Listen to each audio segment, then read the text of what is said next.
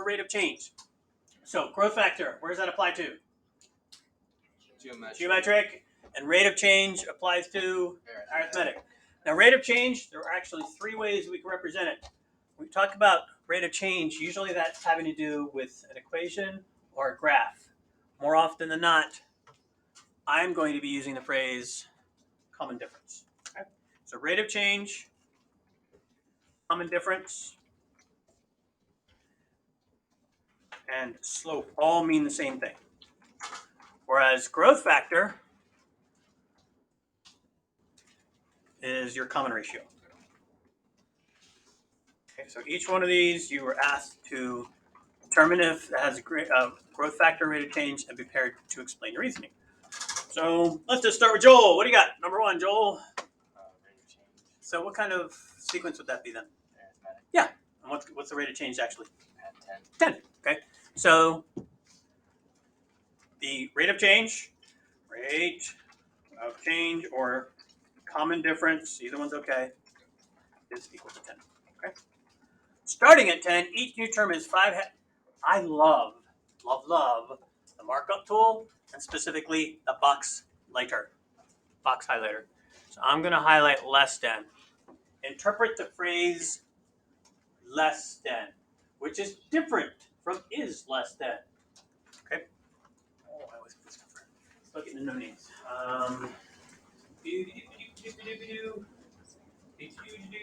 Brandon! What's less than mean? There you go. So if I'm subtracting, am I subtracting the same thing each time, Tej? Yes. So what would that be? What would that be, Ashley, if I'm subtracting 5 halves every single time? Rate of change or growth factor? Rate of change. Yeah, so that's another arithmetic sequence. So I start at 10. I'm basically subtracting 2.5. So 10 minus 2.5 is 7.5. Minus another 2.5 is 5. Minus another 2.5 is 2.5, etc. So rate of change. This time, I'm going to make a common difference. Okay? I want to make sure that you're familiar with all of the different ways to say the same thing. The common difference is the same rate of change. This is an arithmetic sequence. 5 halves, yes? Yep. No. -5. Negative 5 halves. So I'm in a text box. I'd like to write this as an equation. So I'm going to hit the little f of x and put in negative 5 halves. Okay. Again, this is for you. I'm not going to be picky. But you didn't change it into an equation box. Next one. Ooh, a graph. How can I tell just by looking at it what type of sequence this is? Just by looking at it. How about a whim? How? How do you know that? It's going Down. But Not at a constant rate. not at a constant rate. Beautiful. Okay. So somebody else. What is the growth rate here? 25. Yeah. Okay. So it's a growth factor. So growth factor or growth rate. And you know what? I'm not filled with growth because grow means what? It gets bigger. So let's actually change this. We talked about it maybe once or twice. What is the antonym for growth? What happens to our bodies when we die? It decays. So this is a decay rate. Okay? And the decay rate is a half. Okay? I'm not even going to use the other one. So if you just write half, that's fine. Okay? All right. No graph. What type of formula is this? Is this explicit or recursive? Recursive. It's recursive. So it tells me my first one is negative 5. And what am I doing? Every single number. Don't tell me out loud. Think. All right, Denise, you tell me out loud. What's that? So therefore it is a geometric. So that is a... Gotcha. Growth factor. Okay. I'm sorry, I shouldn't have done that. Bad teacher, bad. Ray, I'll see. I get growth factor equals -2. And this one's actually weird. Because I multiply the first one, -5 times -2, and it becomes positive, and then multiply positive 10 times negative 2 becomes negative. So the graph looks kind of funky. Okay, we're not even going to talk about the explicit formula. Well, we won't talk about the graph for that now. All right, last one. You know, 30 seconds. You haven't done it already. 30 more seconds. Growth rate or rate of change? What's happening to the f of n values? The rate of change is 0.1. And I'm going to get fancy. I'm going to call this slope this time. It all means the same thing. Rate of change, that's fine. Done. Questions? All right. Take a look next page. You're going to take turns with a partner. So pretty much you're all partnered up except for my group of 3 here. So you might want to slide a little bit over there. You can join the 2 ladies here if you want. Okay. You're going to have to match the sequence to the definitions below. Okay. There is one sequence and one definition that do not have matches. So for the sequence that don't match, you're going to have to type the definition. The definition in this case would be the recursive rule. If for the recursive rule that doesn't have a match, you're going to type in the first 5 numbers of the sequence. Okay, got it? So it says 15 minutes. No pressure, but third period got this done in less than 10. Go for it. One big old text box. You can make multiple. So help me out here. All right, Angelique, go. M. So I'm just going to put caps lock M. How about dose? Camilla B. L. L, because we are multiplying by. 1/2. I think we're multiplying by 2. Right? Because it goes 18, 36, 72. I think they're doubling each time. How about 3? Does that have a match? Yeah. Aiden, does that have a match? 3? You're in headlights. Which definition does 3 match with? Oh,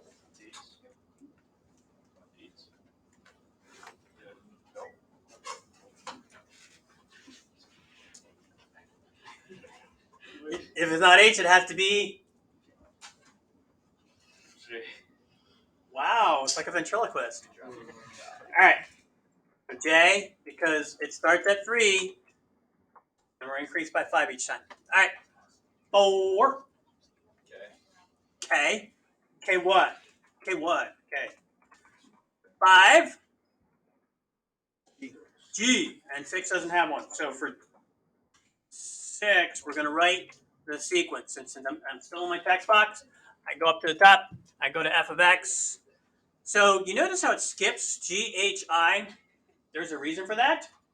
You may or may not have learned about imaginary numbers. And I is kind of one of them. And also in physics, it has another different purpose altogether.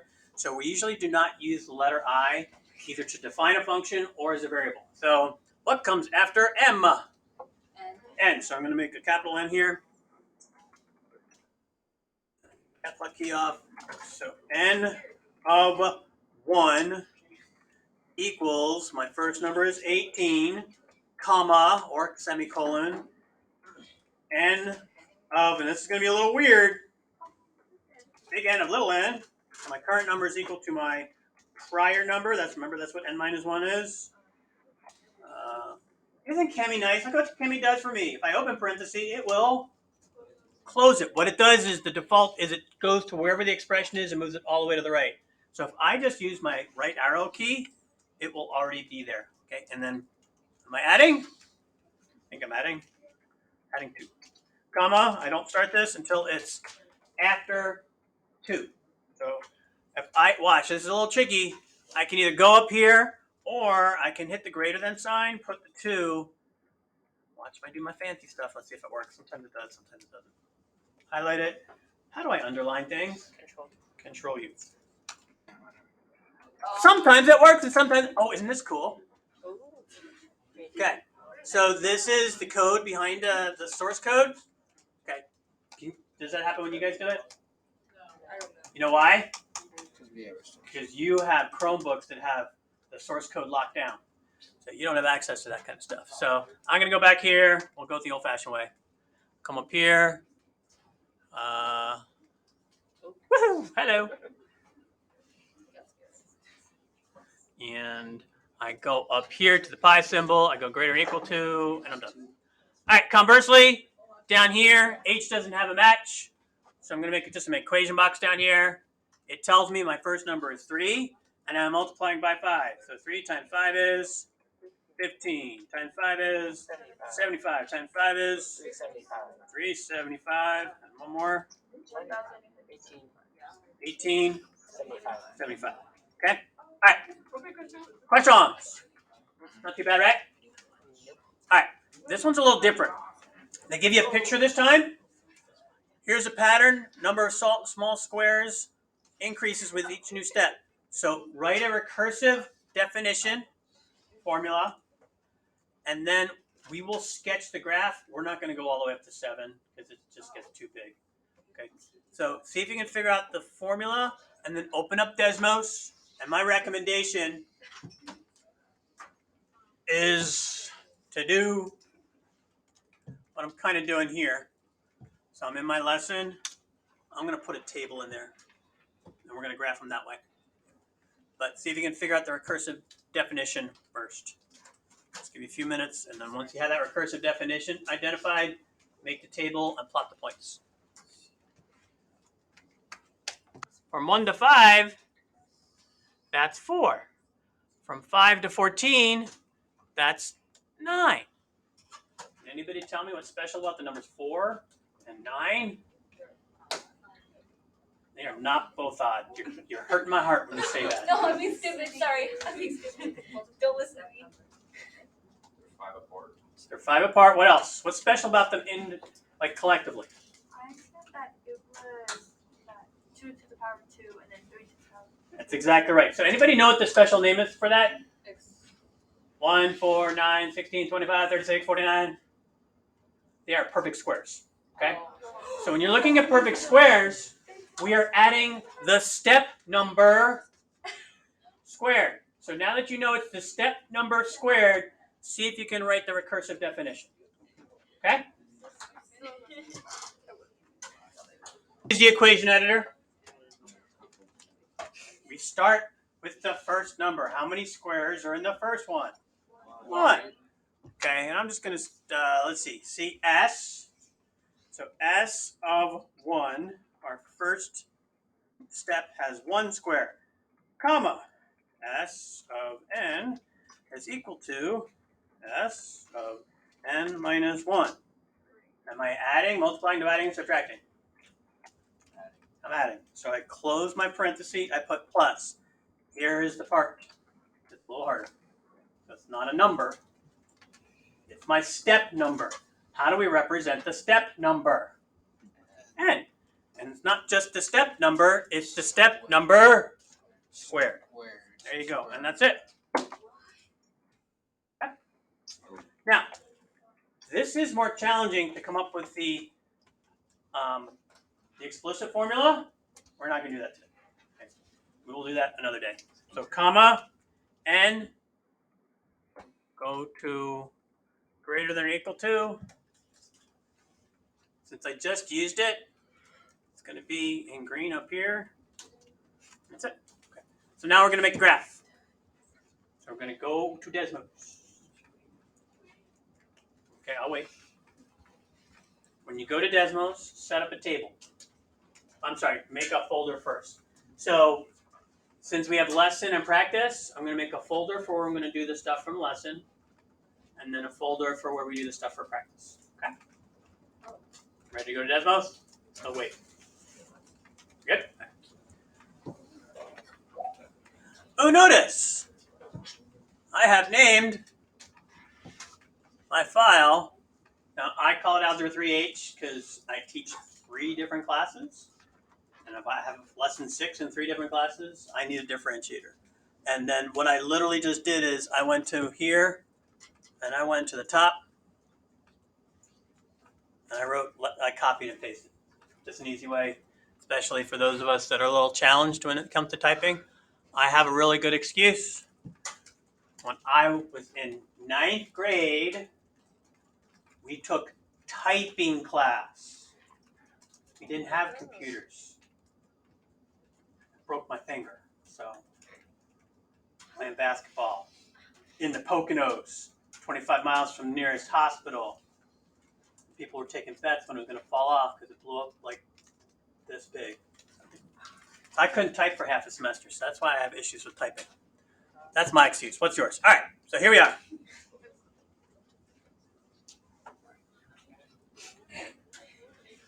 So let's put the numbers 1 through, let's just do the first 4 steps. So right here, I'm going to cross this out and put 4. And you'll see why when we take a look at the graph real quick. So inside my lesson folder, I'm put in, gray is not going to work for me, so let's change that color. So if they ever give you color you're not thrilled with, you click and hold. Let's just do blue. Okay. So I'm doing steps 1, 2, 3, 4. I'm going to show the others and I'm going to get rid of them. See why we're not going to keep them. 4. What comes after 4? 5. Still having issues, like I said, with typing. And 6. So my first one had 1, and then 5, and then 14. What's my next one going to have? 16 plus 14 is 30. Oopsies. And then 30 plus 25 is, do you see why we're not going to do 7 steps? And then 55 plus 36 is 91. Okay, so that's a lot. So I'm not going to show all of them. Pinch. Let's just go up to let's do 30. Okay? Because if I go all the way up to 91, this is what it looks like. Things are really bunched together. Okay? So I'm going to go to 30. We talked about how to import graphs, right? We did that before?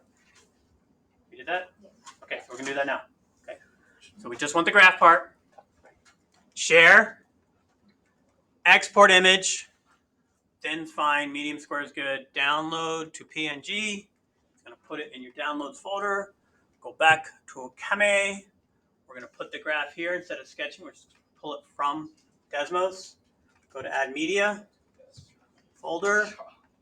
Pull my latest graph. Click Open. It's going to default. It puts it in the top left corner. Just move your mouse. Drop it. It's awfully big. And then resize it. Okay. And move it off to the side. Boom. Done. So we already kind of explained. Is this geometric, arithmetic, or neither? Neither because...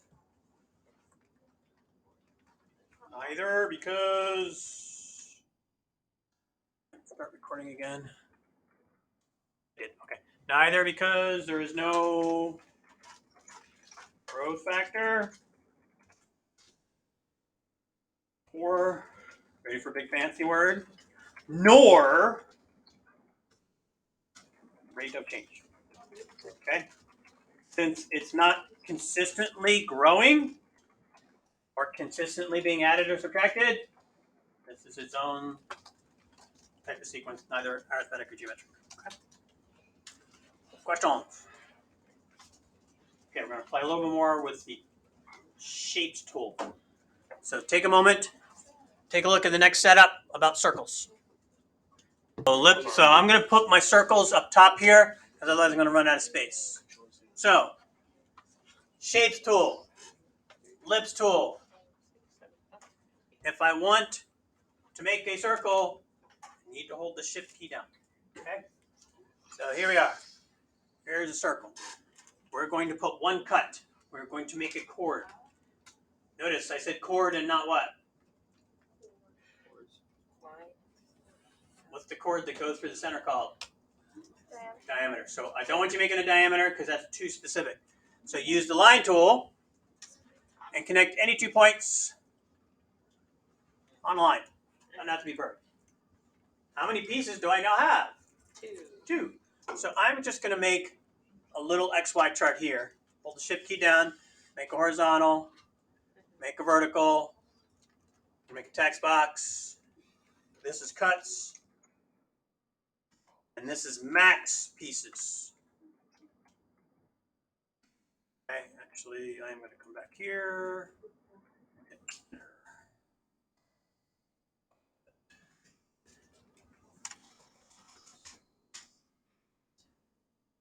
Okay.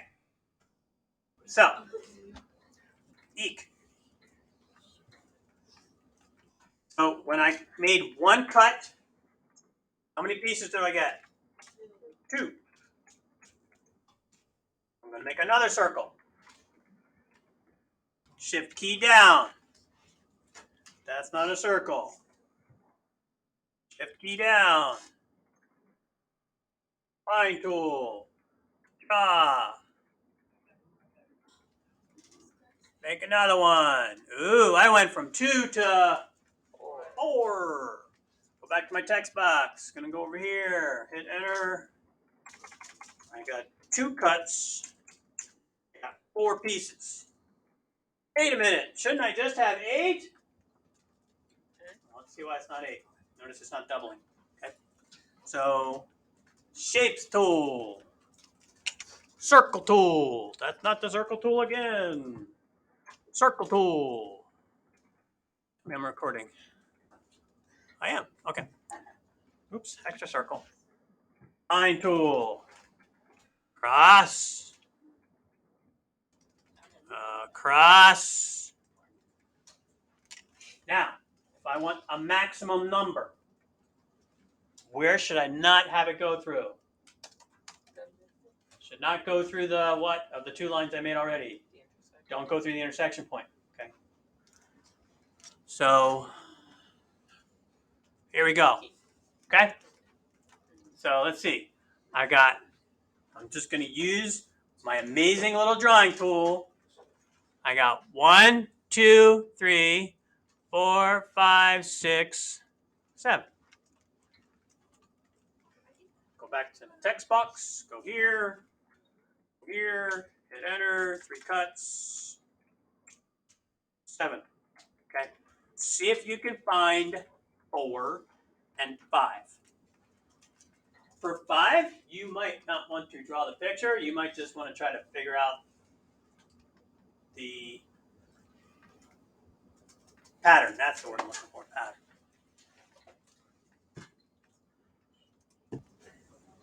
Almost done. Well, we're almost done. Why is it so scary? So can you find a function? Number of cuts. That's what you should say. Based on the number of cuts, how many pieces will it create? Because I was bitch. And what you still are. What makes you say that you are? Yeah, use the recursive formula. How? I box you. This one. If you don't box me, right? I do box you.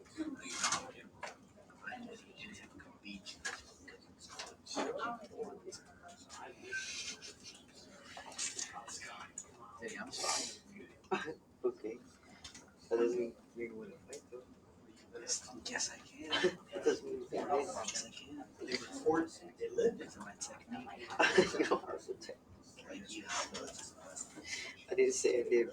No, you're trying to say it seems like you do. No, I didn't say I did. No, I really. No, hey, don't touch me. It's famous. Okay. Give me some. Give me some. Bring me some. All right. So we have n cuts. So how about C for cuts? Equation box. How many did we start with? 1. We started with 1. Okay. We started with 1 cut, but how many pieces were there with 1 cut? 2. So C, capital C of 1 equals 2, comma. Okay.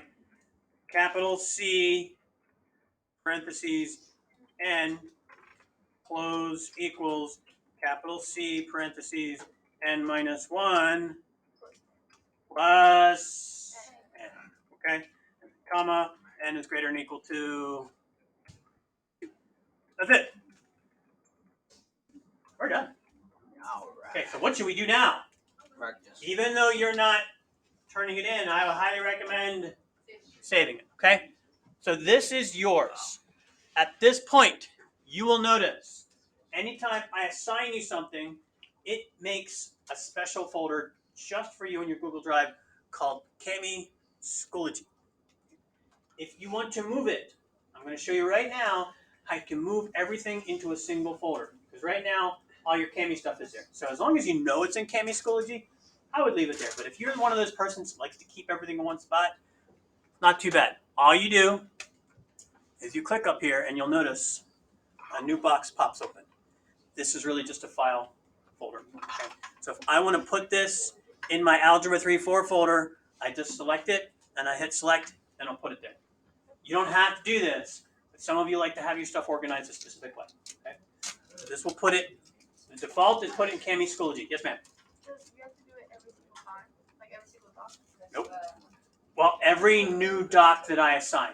So remember this note, the notes here? If you'll notice, your notes are customized, right? What does it say at the very top? Your name, okay? Anytime I push something out through Schoology, through an assignment that's done in Cami, the first thing it's going to do is put your name at the top, okay? If you don't want to put it in this Cami Schoology folder, it actually is a pointer. So it puts it in my Cami Schoology folder, and then this document will point to it. So I have access to it at all times, and so do you. Okay? So we're done this one. You're going to go back here, and now open up the practice. So when you open up the practice, it's going to look surprisingly like the notes. So maybe, just maybe, you want to keep your notes open and the practice open so you have a point of reference. And then depending on the problem, will depend on, well, notice on the last thing we did, I imported an image. Sometimes you might want to link the Desmos file. I'll leave that up to you. There's quite a bit here. Anytime it asks for a sketch, you're doing it in Desmos and pulling in the image. If you need help with that, after you do it a couple times, you'll be fine with it. If it asks for a rule or definition, you're typing it in, okay? Before you submit, notice the difference. There's a turn in button. I highly recommend, because what you want to do is, hey, I got the last one done, I'm just going to turn it in right now. Well, if you don't save it before you turn it in, whatever those last changes are, I am putting in for zeros. Okay, so make sure when you click turn in, you do not see all changes saved. Don't turn it in until that's done. Wait a minute, I didn't get done. Just save the changes, but don't turn it in. I accidentally turned it in. Can I turn it again? Yes. As many times as you like up until the day of the test. What happens on the day of the test? How much feedback do I give you? Nothing. I'll grade it. So while you're taking the test, the last time that you turn a problem set in, I will grade it, but no feedback. What about the first time when it's a week before the test? Will I give you feedback? Yeah. Sometimes the feedback might be as simple as, you got 1, 3, and 5 wrong. Talk to me about what you do to get them right. Okay. Other times it'll be more detailed. Just depends on the practice problems and how much I want you to get from it. Questions? Okay, you got 6 minutes left. So unless you finish the practice problems already, that's what you should be doing for the next 6 minutes. Tomorrow,